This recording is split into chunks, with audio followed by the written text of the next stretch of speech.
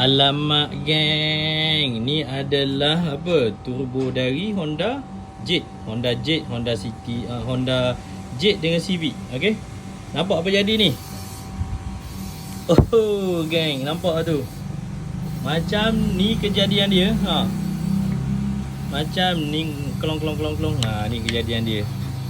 Ni terjadinya macam ni disebabkan minyak hitam ni tak masuk.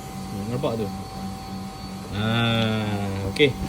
So, kita tengok selepas kita repair ni apa jadi. Apabila dah jadi putus macam tu, bukan putus hati, putus cinta ni.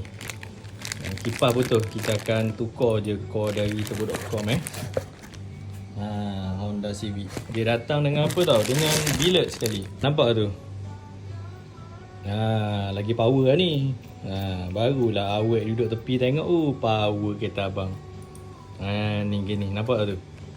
Okay. Okay geng. Dah siap geng. Ni. Dah siap geng. Orang sabar orang KK. Orang KK. Bagus lah orang KK ni. Padu buat kerja. Ni. Dah siap geng. Mesti laju. Tak laju melantun. Tak melantun melompat.